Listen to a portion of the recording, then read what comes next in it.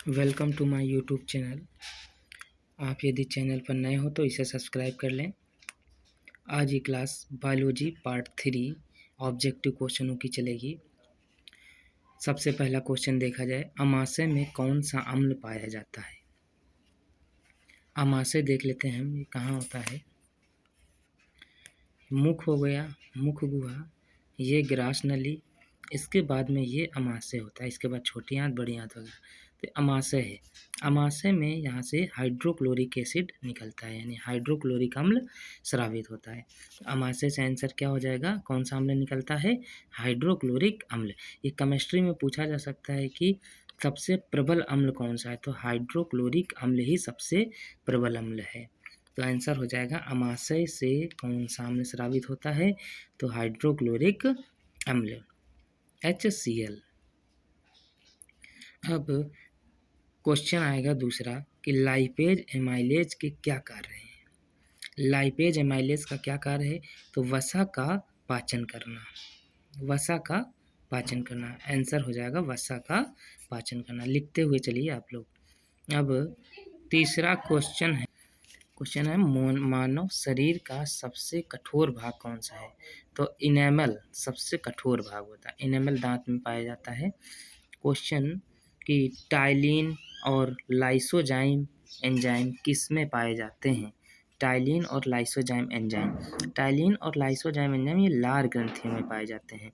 मैंने बताया भी था शॉर्ट वीडियो में, हमने लार ग्रंथि का स्ट्रक्चर दे दिया है पूरा, उसमें जाके आप लोग देख लीजिएगा। लार ग्रंथि में 3 जोड़ी लार ग्रंथियाँ होती हैं, पायरोटिड, सबमेंडिबुलर और सबलिंगुअल, जिनसे ये प्रमुख विशेष प्रकार के हार्मोन्स, ये एंजाइम स्रावित होते हैं। लाइसोजाइम एंजाइम और टाइलिन एंजाइम। टाइलिन क्या करता है कि जो हम लोग कार्बोहाइड्रेट वगैरह खाते हैं उसको पाचन कर देता है। लाइसोजाइम एंजाइम क्या होता है, यदि अगर उसमें जीवाणु वगैरह भोजन में आ गए गलती से तो उनको मार देने का काम करता है, जर्म्स वगैरह आ जाते हैं जो। क्वेश्चन आता है कि मानव शरीर की सबसे लंबी सबसे बड़ी ग्रंथि कौन सी है। सबसे बड़ी ग्रंथि कौन सी, लीवर, यकृत, ये सबसे बड़ी ग्रंथि है। अब तुमसे पूछ लेगा ये तो बहिर्स्रावी हो गई, बहिर्स्रावी जिनसे एंजाइम वगैरह निकलता है। अब क्वेश्चन है कि सबसे बड़ी अंतःस्रावी ग्रंथि कौन सी। सबसे बड़ी अंतःस्रावी ग्रंथि थायराइड ग्रंथि हो जाएगी, जिससे हमने बताया था कि कैल्सोस्टोसिन नामक हार्मोन निकलता था, और थायराइड ग्रंथि है, ये नेक यानी गर्दन में पाई जाती है, सबसे बड़ी अंतःस्रावी ग्रंथि है। फिर क्वेश्चन आता है कौन सी प्रोटीन रक्त के थक्के को जमने से रोकती है। रक्त के थक्के को जमने से रोकती है, हिपेरिन नामक ये प्रोटीन होती है।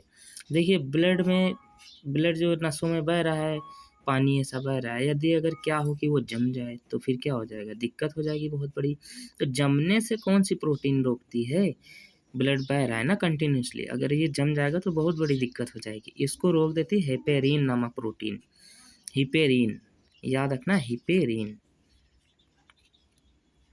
क्वेश्चन आ रहा है कि भोजन में जहर देकर मारे गए व्यक्ति की मृत्यु के कारणों की जांच में किस अंग का प्रयोग करते हैं।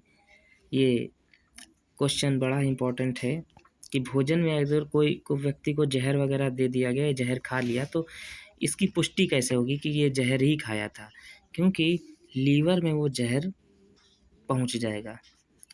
लीवर को ही चेक कर लिया जाएगा, लीवर का थोड़ा टुकड़ा लेके उसमें जांच कर लिया जाएगा कि हाँ इसमें जहर है, इसलिए पुष्टि हो जाएगी कि लीवर में जहर है। सबसे पहले जो चीज़ें हानिकारक होती हैं तो लीवर उनको सबसे पहले ग्रहण करता है, जैसे अल्कोहल, शराब वगैरह, तो देखे होंगे शराब पीने वाले को लीवर खराब हो जाता है। अब पूर्ण पाचक रस किसे कहते हैं।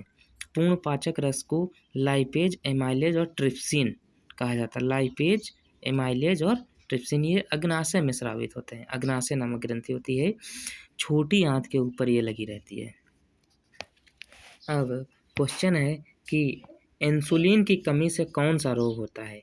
यदि हमारे शरीर में इंसुलिन की कमी हो जाए तो कौन सा रोग हो जाएगा, मधुमेह अर्थात शुगर नामक ये रोग हो जाएगा। शुगर से जो पीड़ित होते हैं उनको इंसुलिन की कमी हो जाती है, इसलिए वो लोग इंसुलिन के इंजेक्शन वगैरह लगवाते हैं। और उनके घाव नहीं जल्दी भरते हैं। ये याद रखना कि जब ये शुगर वगैरह हो जाती है तो जल्दी से उनके घाव भी नहीं भरते हैं। अब क्वेश्चन है कि रक्त परिसंचरण की खोज किसने की थी?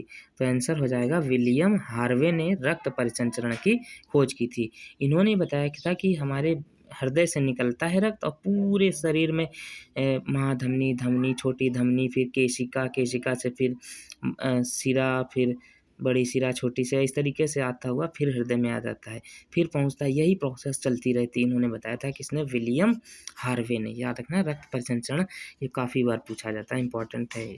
रक्त परिसंचरण की खोज किसने की थी? विलियम हार्वे ने की थी। तो आज के लिए बस इतना ही वीडियो रखते हैं, मिलते हैं नेक्स्ट क्वेश्चनों में। तब तक के लिए जय हिंद, जय भारत। चैनल पर नए हो तो सब्सक्राइब कर लें। ये हाई स्कूल की में बहुत इंपॉर्टेंट आपको है।